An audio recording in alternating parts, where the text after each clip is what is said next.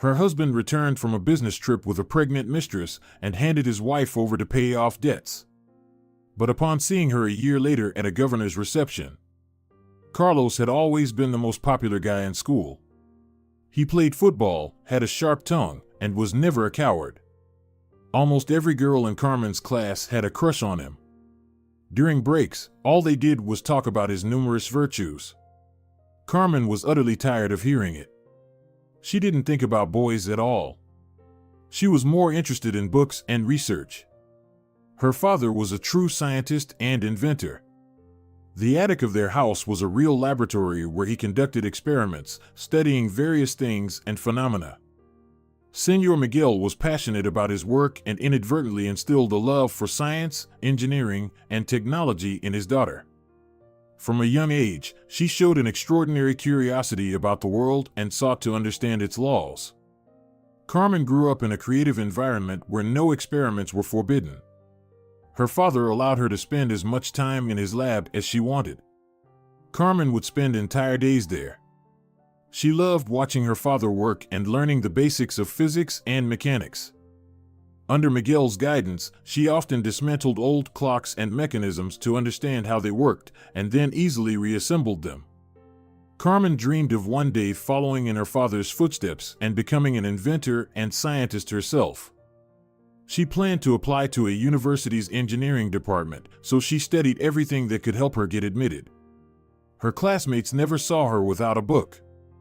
Carmen diligently studied in all her free time. That's why conversations about the handsome Carlos didn't interest her at all. However, Carlos suddenly became interested in Carmen. He couldn't understand why this plain, bookish girl wasn't chasing after him like all the others. The guy couldn't fathom why she hadn't fallen for his charm, which made other girls swoon. Determined, Carlos decided to win Carmen over and make her fall in love with him. One day, during a break, he approached her in front of everyone and casually invited her to see a new movie. "What's it about?" Carmen asked, not looking up from her book. "I think it's a comedy," Carlos replied through gritted teeth. "I don't like made-up stories," she said indifferently, flipping a page. "I prefer documentaries." Carlos clenched his jaw tightly and walked away from the girl. His friends looked at him in surprise and pity. The girls whispered, "Seriously?" She turned down a movie with Carlos. They couldn't believe it. Carmen started being avoided by her classmates, but this didn't bother her. All her thoughts were occupied by science and research. However, Carlos didn't give up and continued to follow Carmen around. He plucked flowers from the school garden and left them on her desk, and once, he even brought a kitten to school to impress her. Still, Carmen paid no attention to him. So, Carlos decided to use trickery. He persuaded his friends to ambush the girl in one of the alleys she walked through on her way home. When the boys surrounded Carmen, she was initially scared. But when she saw Carlos appear from around the corner, she understood everything. "You came to save me?" she quipped. Of course, Carlos smiled broadly. "You're just a defenseless girl. And you're an idiot."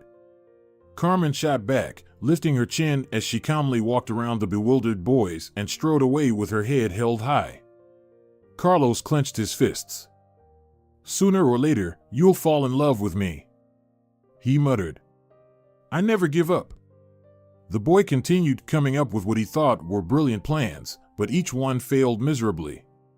Carmen remained a tough nut to crack. As the prom approached, Carlos decided that he would go with her, no matter what. However, Carmen had no intention of attending the prom. "Why would I waste my time on some silly dance?" she said when she heard Carlos wanted to invite her. "But it's every girl's dream," he smirked. "I don't believe you haven't secretly imagined yourself as the prom queen." Carmen looked at him like he was crazy. "Don't I have better things to do?" she answered nonchalantly. "On Friday, my dad and I are running experiments. It's way more interesting. If we succeed, I'll be able to document the process and include it in my portfolio. That will help me get a scholarship." Carlos stared at her, completely baffled. "You're totally obsessed," he muttered. "That's why I like you so much." With that, he stepped closer, trying to kiss her on the lips, but Carmen jerked away. "What are you doing?" she exclaimed in outrage.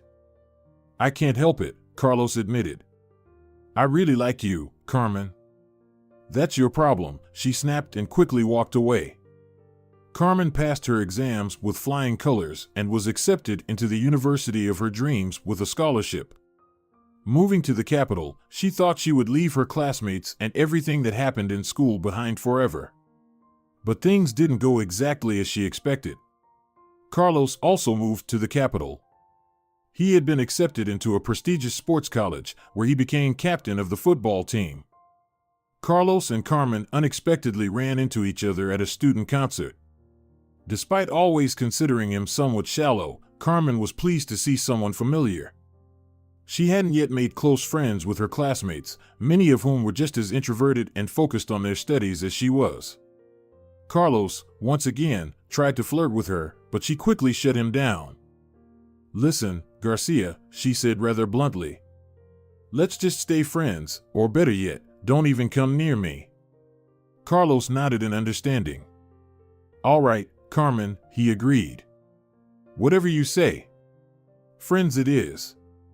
They exchanged phone numbers, and Carlos began inviting Carmen to hang out often. She agreed, mainly because she felt lonely in the capital without her beloved father and caring mother. Carlos reminded her of home.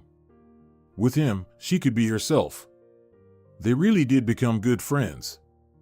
The two spent a lot of time together, going to see documentaries that Carmen enjoyed, though Carlos would often fall asleep halfway through, visiting museums, and strolling through parks. Carmen grew used to Carlos, but she still couldn't say she was in love with him. Her studies were always her top priority. Besides, she was constantly participating in academic competitions and working on her own scientific projects, which consumed most of her time. One day, when Carlos invited her to meet up, Carmen waited for a long time at their agreed-upon spot, but he never showed. Upset and a little angry, she went home. She sent Carlos an angry text, but he didn't respond. Carmen even considered deleting his number but changed her mind at the last moment. "I'll just ignore the fact that he stood me up, and I won't talk to him anymore," she decided. "If he's so unreliable and doesn't value our friendship, let him find someone else." Carmen was always very firm in her decisions. However, it turned out that the situation wasn't as simple as she thought. A few days later, she found out that Carlos had fallen ill. Racked with guilt for thinking poorly of him, Carmen rushed to the hospital. The doctor allowed her to visit, but only for a short time. "What happened?" Carmen asked. "I don't know if I'm going to make it," Carlos said weakly, looking pale. "It seems serious.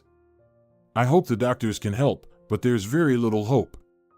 Carmen couldn't hold back her tears as she looked at her friend's exhausted face. She remembered how he always went out of his way to win her over, but now she saw that Carlos was telling the truth. Carmen felt her heart soften. She began visiting him frequently, caring for him with great tenderness and attention. Every day, she brought fresh fruit and juices that Carlos liked. She supported him emotionally, sharing stories from her life and encouraging him not to lose hope in his recovery. Carmen made every effort to create a comfortable atmosphere for her friend. She brought a patchwork blanket she had sewn herself and decorated the hospital room with small but cozy trinkets. "Carmen, you're doing so much for me," Carlos said emotionally, gazing at her with gratitude. But Carmen herself felt it wasn't enough. She couldn't save his life, and only now did she realize how much Carlos had come to mean to her. One night, she had a dream that Carlos was healthy again, and they were walking down a beautiful street together. Then, he knelt down and proposed to her.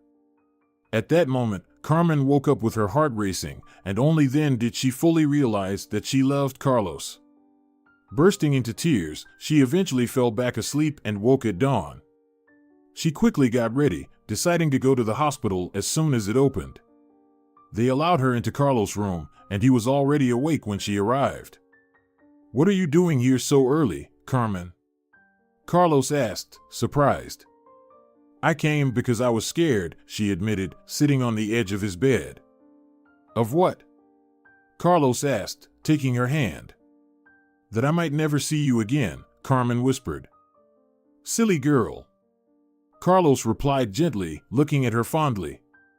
The doctor told me yesterday that I'm getting better. Carmen could hardly believe what she heard. Really? I'm so happy. She smiled through her tears. Carlos softly patted her shoulder. And we'll be able to walk around the city and go to the movies again, just like before, he said. But Carmen knew things wouldn't be like before. She felt that she loved Carlos now. Still, she couldn't bring herself to confess it. Carlos sensed the change on his own. I think you've changed, Carmen, he said. She nodded, her hands trembling. You've taken care of me all this time, Carlos continued. Carmen nodded again. Maybe now you like me more than just a friend?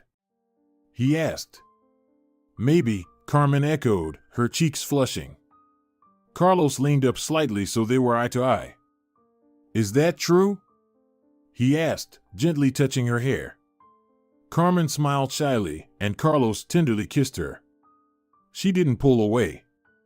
She wanted that soft touch of his lips to last forever. When Carlos was discharged from the hospital, he and Carmen were inseparable, and a few months later, her dream came true. Her beloved proposed to her. Of course, I agree, my dear Carlos. Carmen responded.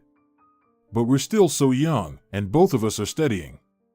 How can we live in our own apartment when we don't even have the money to rent one? For the first time, Carlos seemed to really think about it. I'll ask my father for money, he replied simply. Carmen shook her head. But that's not serious. We need to stand on our own feet, she said. Carlos hugged her and whispered in her ear. Don't worry, my love, I'll handle it. They said their usual tender goodbyes in front of Carmen's dormitory, and later that night, as she lay in bed, Carlos texted her to wish her a good night. But the next day, he didn't call or message her at all. Carmen began to worry. She couldn't understand where Carlos had disappeared to since this had never happened before. She called him, but he didn't answer.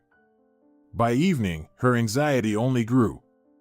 She called Carlos's best friend, Diego, and other acquaintances, but no one knew where he was.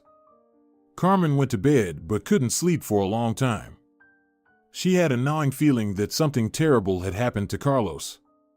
Her intuition told her he needed help, but she didn't know what she could do. The next morning, nothing had changed. Carlos still hadn't answered any of her calls. Finally, late in the evening, just as she was about to contact the police, Carlos called her. He sounded tired, but happy. Where have you been? Carmen asked. I was so worried about you. I'm fine, my love. I was just handling the issue we talked about last time. Were you looking for a job? Carmen asked, surprised. You could say that, Carlos replied evasively. Don't ask me anything more. Just remember, there's nothing for you to worry about. We'll always have money from now on.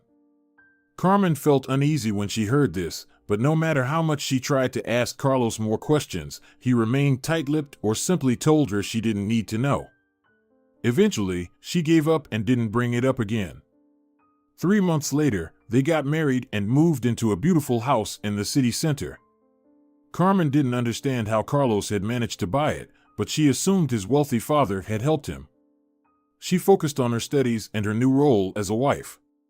Her days were spent conducting experiments, preparing for seminars and exams, and managing the household. Carlos usually came home late, and they would have dinner together before going to bed. Early the next morning, he would leave again. At first, Carmen thought he was going to college, but then she found out that Carlos had dropped out. What do you do all day? She asked. I'm making money so we can live like royalty, he replied, shrugging. But what kind of job are you doing? Carmen kept asking. I've told you, it's my business. Carlos stubbornly responded, keeping his secrets to himself. Carmen continued to focus on her career. She successfully passed her final exams and defended her thesis. She was offered a position at the department to continue her scientific work, and she eagerly accepted.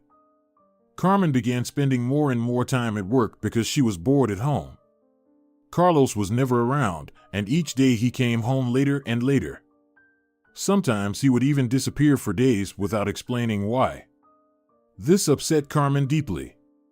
She started noticing that her husband was becoming increasingly irritable. Little things began to set him off. He was constantly on edge and could explode at any harmless comment. Sometimes he'd get calls in the middle of the night, and then he'd rush off somewhere immediately. All of this continued to worry Carmen, but she didn't know what to do about it. 6 months passed. Carmen felt like Carlos was growing more distant from her. They hardly saw each other. He was never home. When Carlos did come back, Carmen tried to avoid him. One night, he came home drunk. Carmen was already in bed, and Carlos collapsed beside her, still fully dressed, and tried to kiss her, but she was disgusted. "You reek of alcohol," she exclaimed in anger. "Where have you been?" "I was working, darling," Carlos slurred, his voice thick. "Were you waiting for me?" "Of course," Carmen answered. "I always wait for you, but you never show up. I guess you've got more important things to do." Carlos looked her in the eyes. "You're the most important thing in the world to me," he said. "Come here." He tried to embrace her again, but Carmen pulled away. "Don't touch me in this state," she shouted. "It's disgusting." Carlos staggered to his feet. "Oh, is that so? Then I'm leaving. I'll find a place where they'll accept me as I am," he declared proudly and stumbled out of the bedroom. A minute later, Carmen heard the front door slam and she burst into tears. She didn't know where Carlos had gone, but at this point, she didn't care anymore. Carlos didn't come home for a week. Then he returned in the middle of the night, while Carmen was asleep, packed a suitcase, and left again. In the morning, when she saw his belongings were gone, Carmen broke down crying. She realized their marriage had finally come to an end. Carlos didn't appear for more than a month.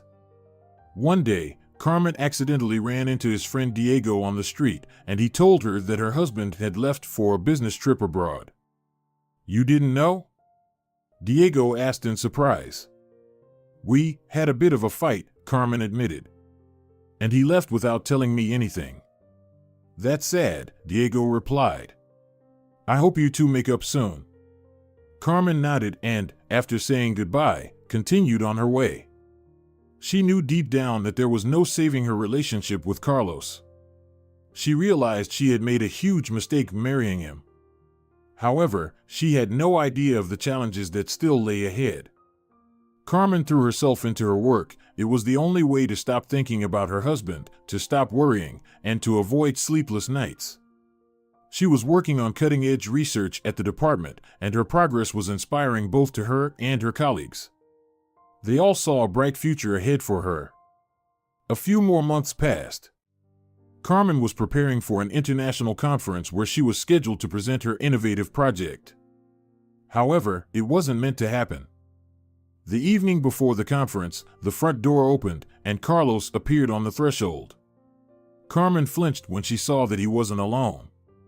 With him was a young, very attractive woman with long blonde hair. She stepped inside with Carlos and said in a spoiled tone, "Where should I sit, darling?"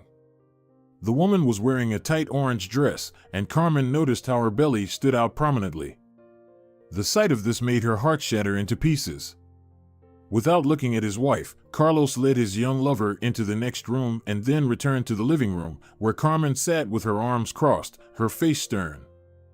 "Pack your things," Carlos said coldly. "What?" Carmen asked, not understanding.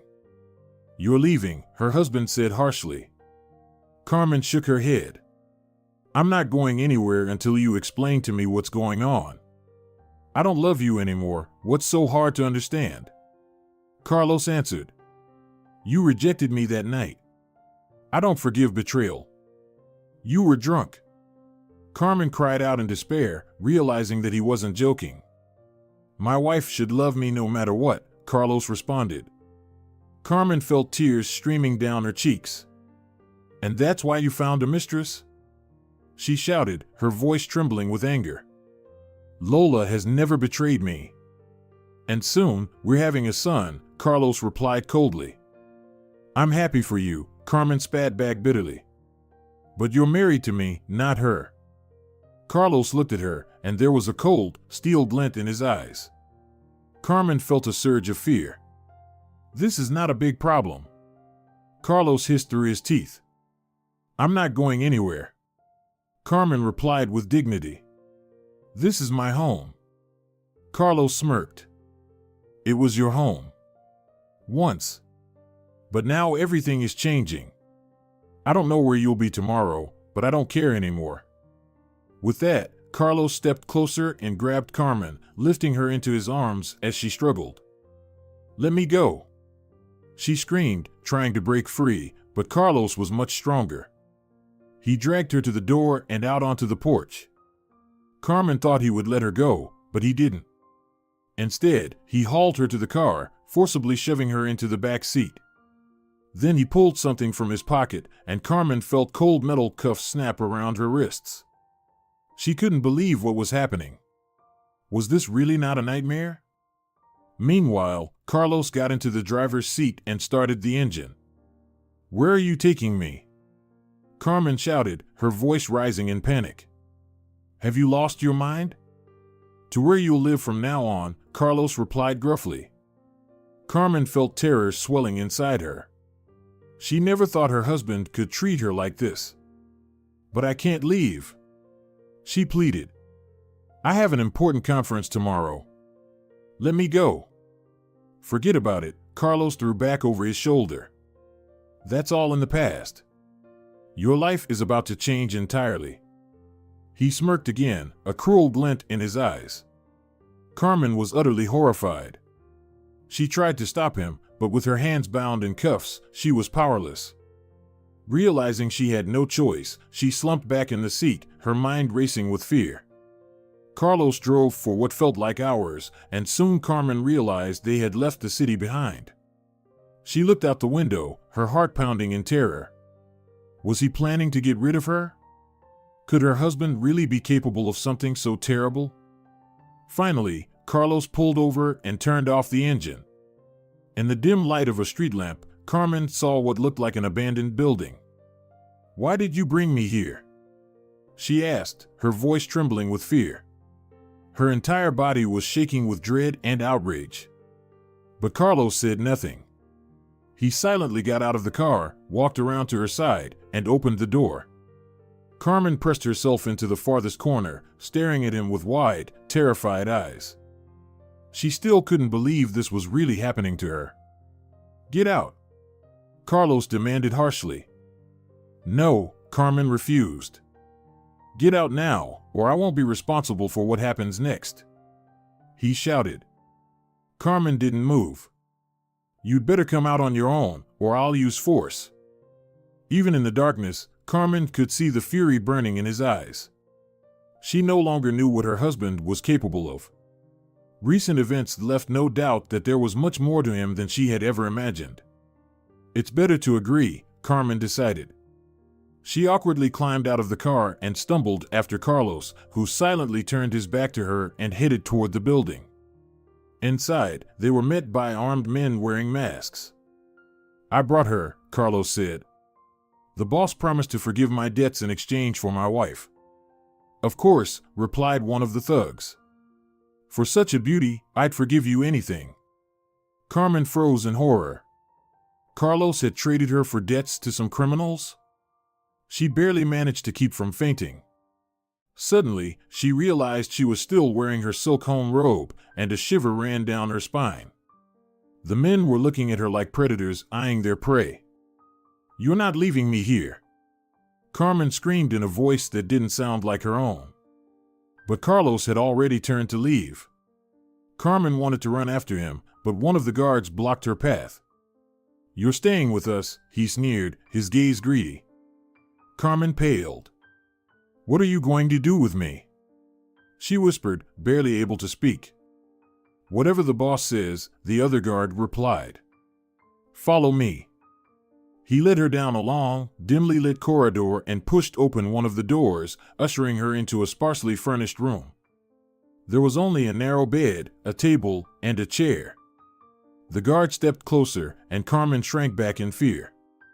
However, he didn't touch her, he simply removed the handcuffs from her wrists.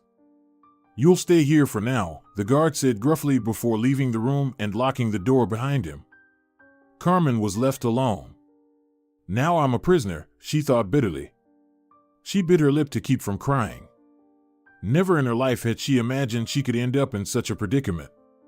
On the bed, she spotted a blanket and quickly wrapped herself in it to keep warm. "I need to find a way to escape before it's too late," she thought. She glanced at the small window above her eye level. Perhaps she could squeeze through it, but it was barred with iron grates. "It feels like I'm in prison," Carmen thought glumly. Suddenly, she heard heavy footsteps in the corridor. Carmen shrank back in fright. The footsteps stopped right outside her door, and she heard a click as the lock turned. Carmen nearly screamed in terror. She expected the boss to walk in and pounce on her. However, that didn't happen. Someone placed a bowl of steaming food and a cup on the floor, then the door closed again. Carmen waited a moment and then approached cautiously. They had brought her food. It was plain pasta and water. She felt she needed to eat to keep her strength up. She picked up the food from the floor, set the bowl and cup on the table, and sat down in the chair, unaware of how quickly she devoured everything. After eating, she felt a little calmer and even sleepy. Carmen remembered it was already very late. "No, I can't sleep," she thought. "They can't catch me off guard." But her eyes grew heavy. Carmen barely made it to the bed before she fell into a restless sleep.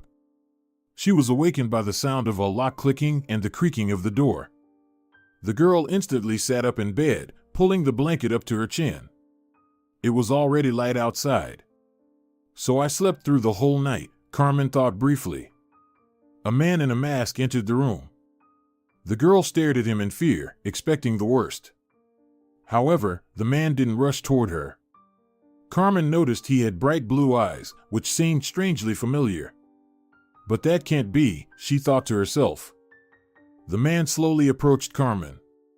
She pressed her back against the wall, watching him in horror, too scared to move.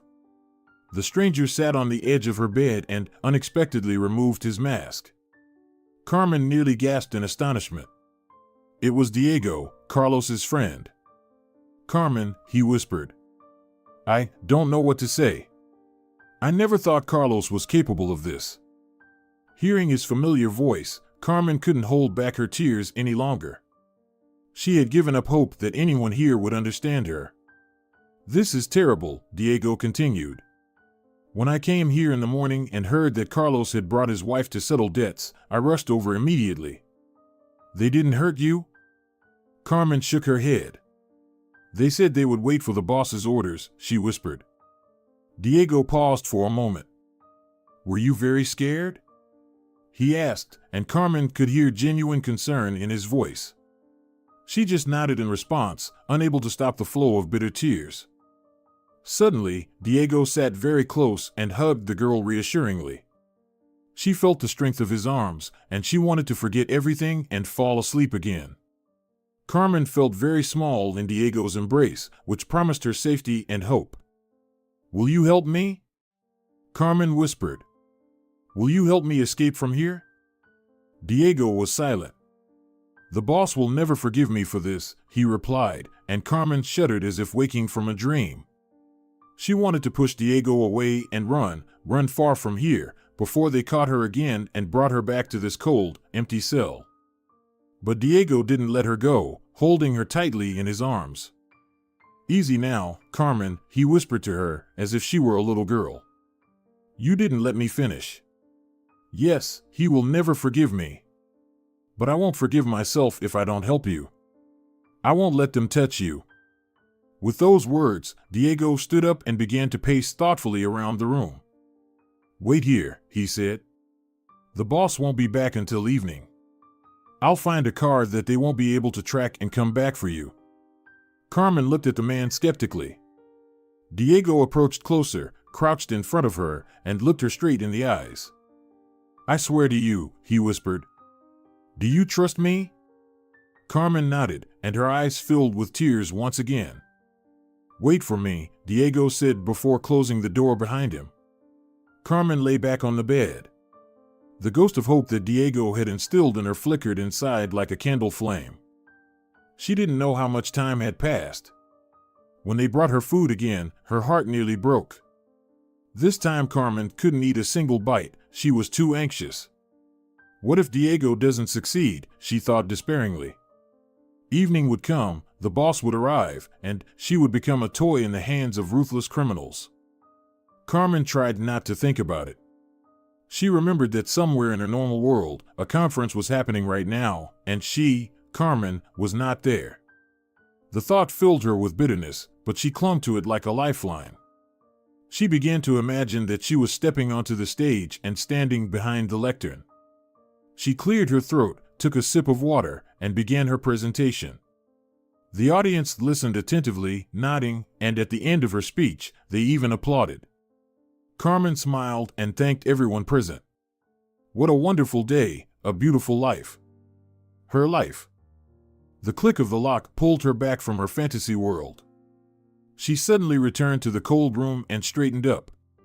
The door opened very slowly. The girl felt a chill of fear wash over her. Finally, the door opened, but no one was there. Carmen stood up and slowly walked toward the exit. Suddenly, a hand appeared in the doorway. It gestured for her to come, urging her to move faster. Carmen stepped into the hallway and almost collided with Diego. "Hurry," he whispered almost silently. Grabbing Carmen's hand, he rushed toward the exit at the end of the corridor. The girl barely managed to keep up with him. She had dropped the blanket, and now she held the edges of her silk robe closed with one hand. They reached the exit and then ran to an inconspicuous black car with dirty license plates. "Faster," Diego whispered again, opening the front door for Carmen. She hurriedly climbed inside. Diego quickly circled the car, sat behind the wheel, and started the engine. "We just need to slip away quietly," he said as he pulled out of the parking lot. Carmen heard some movement and turned around sharply, but the abandoned building behind them seemed completely uninhabited. In a moment, Diego turned the corner, causing the terrifying house to disappear from sight. "I hope I never see this place again," Carmen thought to herself. "I have nowhere to go," the girl quietly admitted when they had driven a decent distance and were approaching the city. Diego glanced at Carmen and then refocused on the road. "Don't worry, I'll take you to a safe place," he simply said. Carmen felt a wave of anxiety wash over her. "What about you?" she asked. Diego shrugged. "I'll go back." Carmen flinched, recalling the cold room where she had been held captive. "But they'll find out it was you who helped me escape," she exclaimed in alarm. "Maybe I can convince them otherwise," Diego replied. Carmen shifted uneasily in her seat. "But it's too dangerous." "I know," Diego said seriously. "But not going back there is even more dangerous." Carmen didn't know how to respond to that.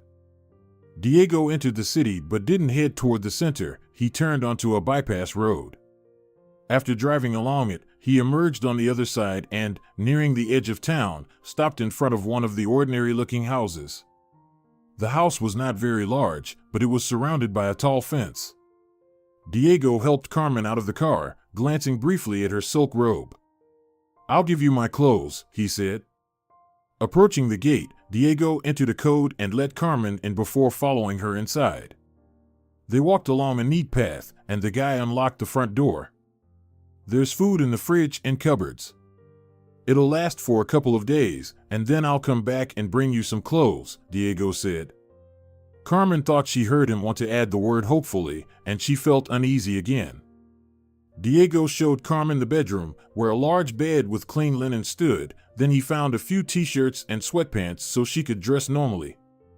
Carmen sincerely thanked Diego for his kindness, and he hurriedly left.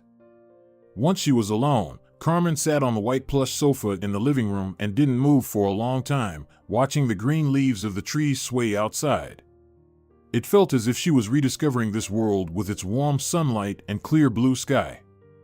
I almost said goodbye to all this beauty, the girl thought.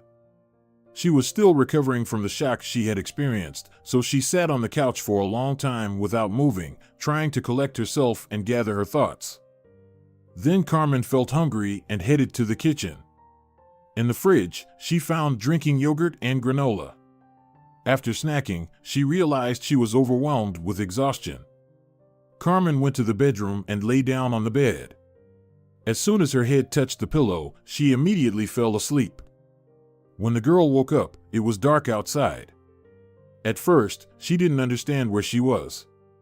Carmen thought that everything that had happened, the Carlos and his pregnant mistress, the abandoned building teeming with criminals, the lonely room with bars on the window, had just been a dream.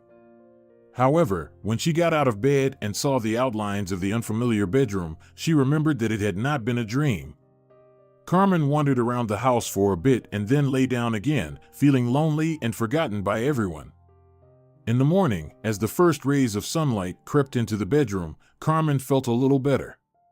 She took a hot shower, put on a fresh t-shirt of Diego's that came down to her knees, and headed to the kitchen to make breakfast. While eating, Carmen pondered her new life. "I hope Diego is okay," she murmured aloud, pouring herself some more orange juice she had found in the fridge. After taking a sip, she thought about what she should do in this unfamiliar house. After breakfast, Carmen washed the dishes and set out to explore. It turned out there was no television in the house, but she discovered a small library in one of the bedrooms. There were 2 large cabinets that occupied an entire wall, their shelves overflowing with various books. Carmen spent a long time curiously examining the spines. Most of the books were fiction, but she managed to find a few good ones on physics, mathematics, and even mechanics. She took them off the shelves and carried them to the living room. Then she brewed coffee in the kitchen and comfortably settled down on the sofa with the first book in hand. Thus, the first day for Carmen in her new home passed. She read books until evening, then took a shower and went to bed. The next day, she continued reading while eagerly awaiting Diego's return. Carmen was very anxious, fearing that something bad might have happened to him. However, closer to noon, she heard the sound of an engine outside the living room window. Cautiously, she approached and hid behind the curtain. To her great relief, she saw the gate open, and Diego appeared on the path leading to the house. He looked tired, as if he hadn't slept in a long time, but overall, his appearance didn't alarm Carmen. When Diego entered, the girl greeted him with a smile. "How are you doing?"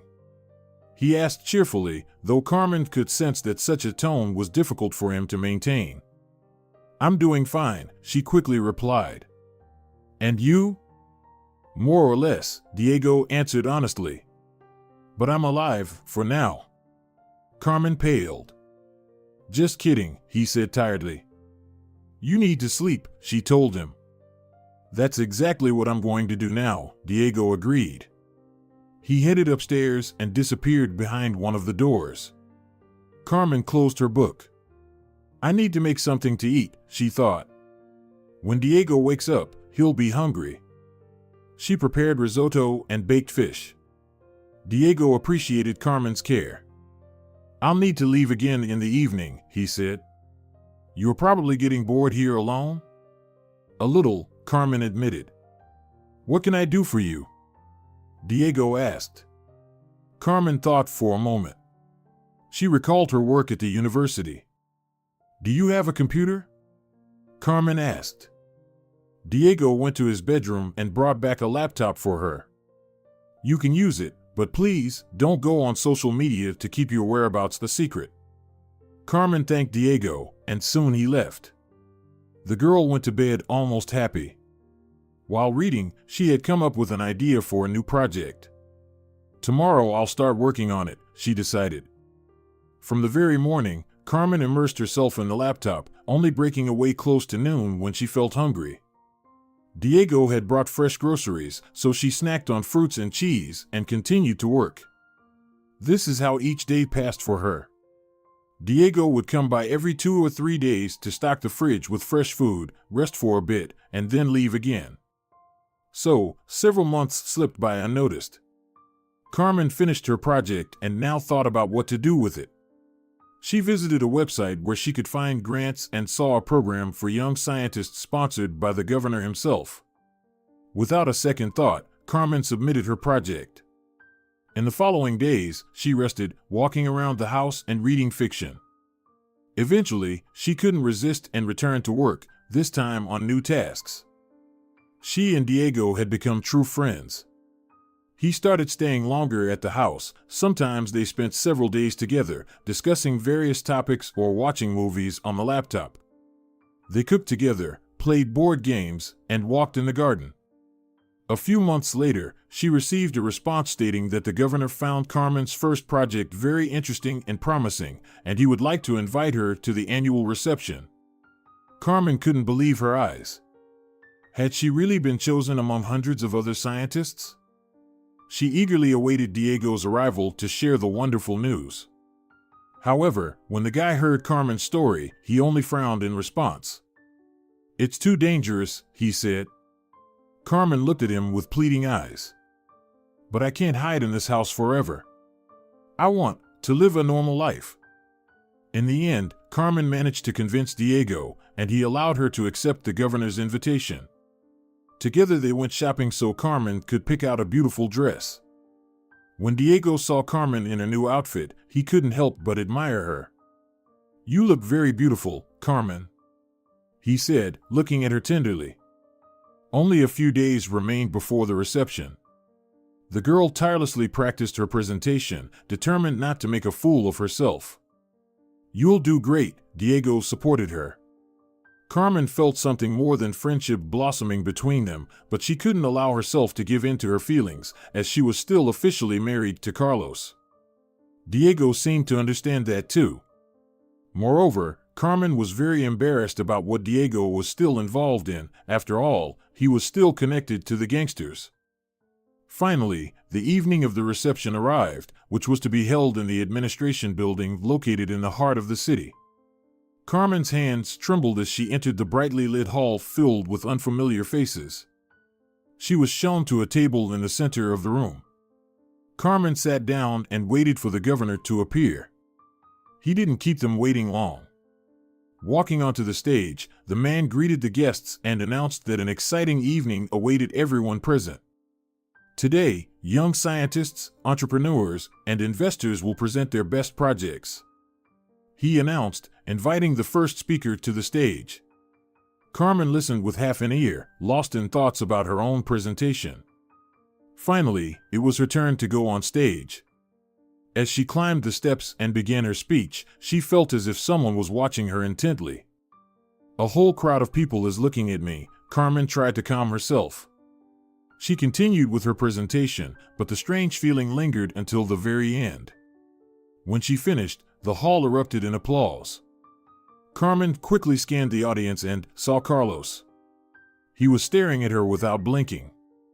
Before she could look away, she noticed he was sitting at a table completely alone. Carmen stepped off the stage and made her way to the exit. She didn't want to be in the same room as her ex-husband. However, as soon as she stepped into the hallway, Carlos rushed after her and grabbed her by the arm. "Wait, Carmen," he said. "Let go of me," Carmen exclaimed, shooting him a look filled with anger and hurt. Carlos obediently released her arm. "I just wanted to talk to you," he said quietly. "We have nothing to talk about," Carmen replied. "You betrayed me. You handed me over to the gangsters. And after all this, you think I would want to communicate with you?" "I'm sorry, Carmen, I was such a jerk," Carlos confessed. "And now? Have you changed?" Carmen squinted, asking.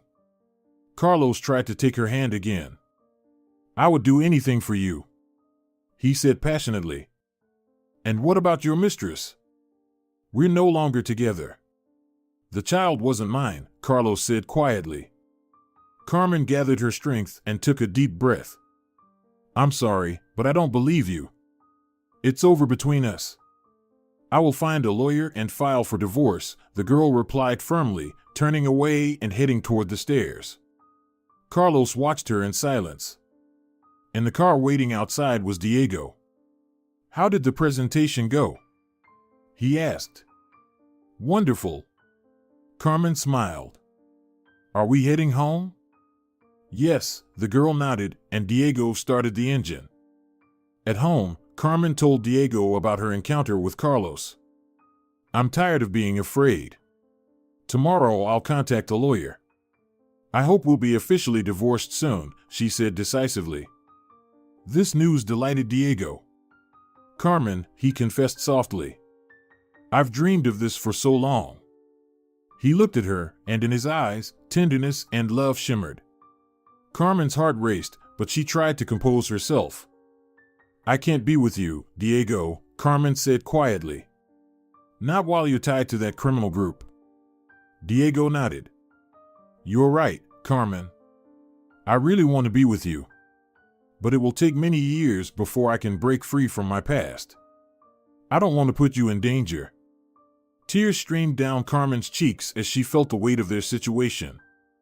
Soon, with Diego's help, she moved into a rented apartment in the city center and began a completely new life. She received a grant from the governor and was able to rent her own laboratory. Before long, Carmen became a well-known scientist and inventor, and the world took notice of her work. A year later, Diego sent her a message saying he was no longer involved with the gang. "Do you still want to be with me, Carmen?" he asked. "Yes," replied the girl, who missed him dearly. "I'm downstairs, at the entrance to your building," Diego responded. Carmen quickly got dressed and rushed out of her house. When she saw him, Diego scooped her up in his arms and spun her around. "Will you be my wife, Carmen?" he asked. "Yes, Diego," the happy girl replied. They married and moved to live by the sea, where no one knew them. Carmen continued to write scientific articles and publish them in academic journals, and eventually, she gave birth to twins who also developed a passion for experiments. Dear viewers, if you enjoyed the story, please support the video by liking it and leaving a comment. Thank you very much.